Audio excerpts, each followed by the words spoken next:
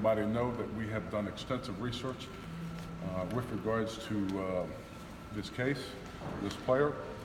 And at the end of it, the one thing we did find was he understands and takes full accountability the egregious act that he committed. He is extremely remorseful for his actions.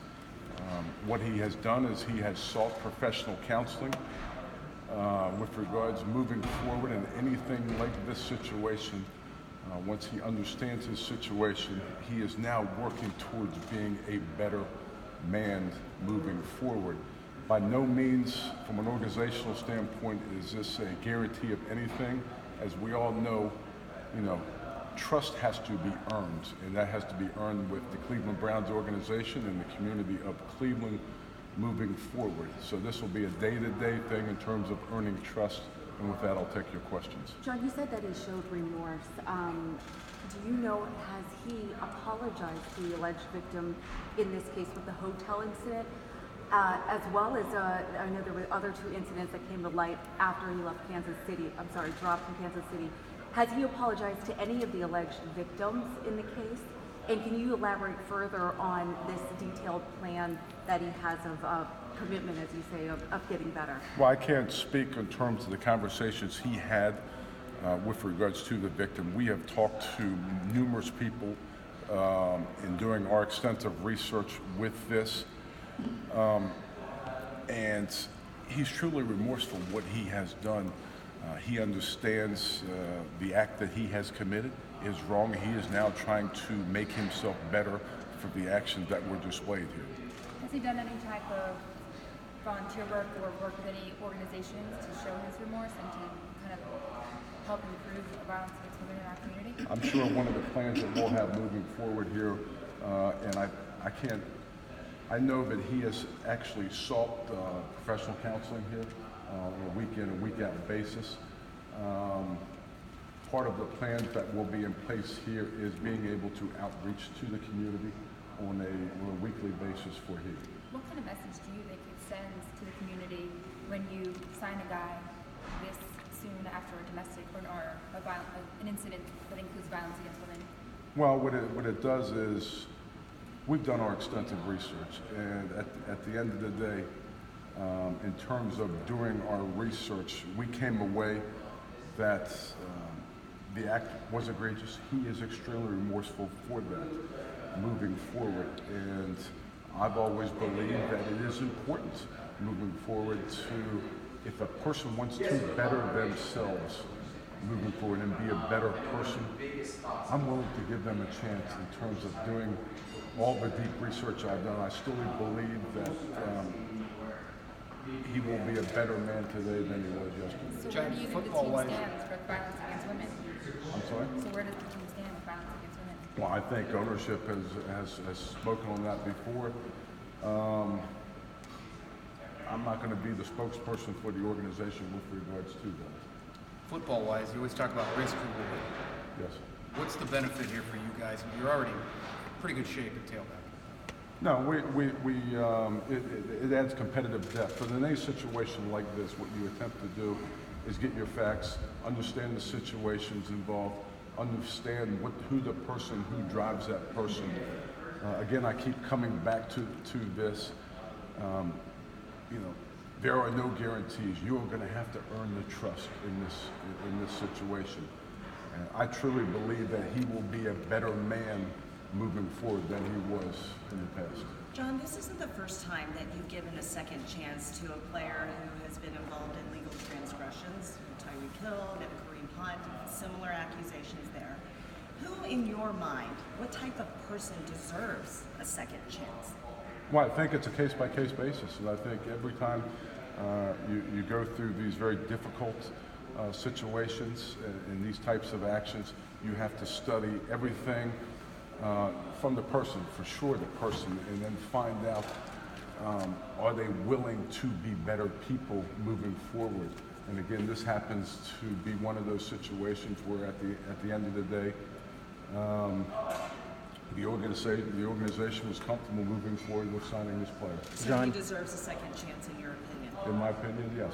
John. So in your role as an evaluator, when you did thorough research, how do you gauge his sincerity and his commitment to being a better person? Is it looking him in the eye?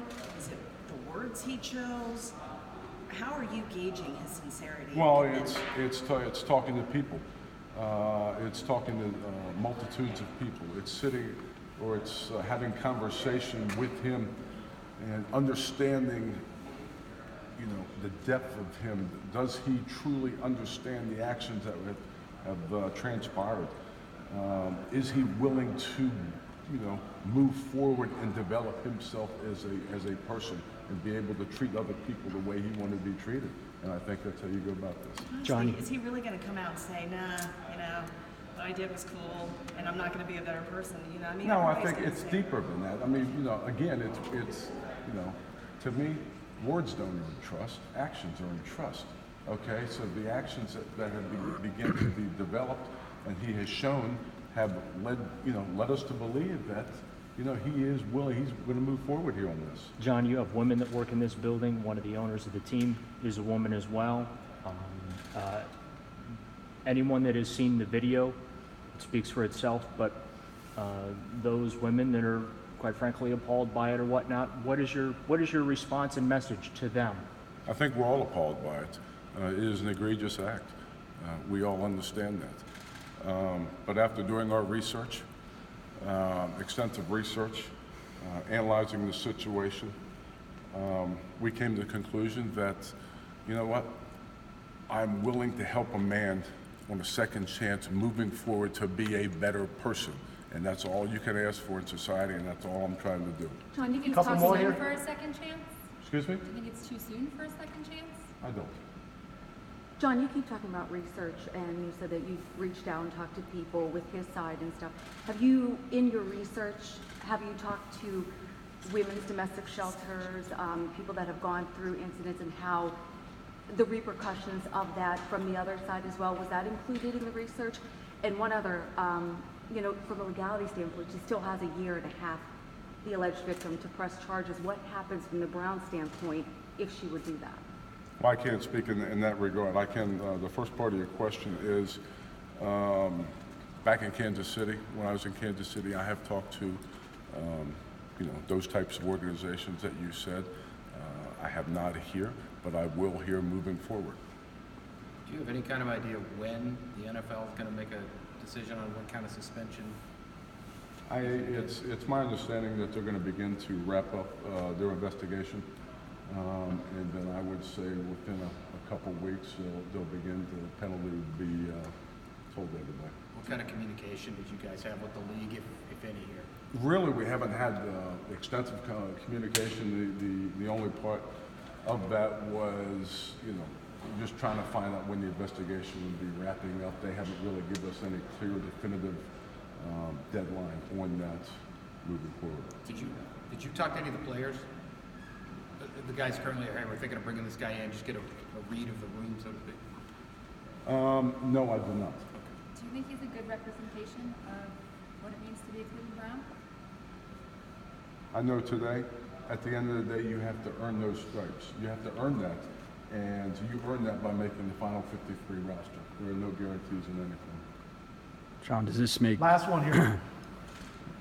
does this make Duke Johnson expendable? I think Duke Johnson is a fine football player. But, you know, what it does is you have three very quality, really four quality individuals. You have three veterans on there now. I don't think it makes him expendable yet. You know, what you have to do is you have to go back and research your options and see moving forward what's best for the organization. I ask because obviously you had three starting caliber guys last year and you ended up trading Carlos Hyde during the season. So it's logical to think that Kareem's back and his suspension is over, that you would move one of your incumbents. No, I think that's a situation. I think you deal with that down the road. All right.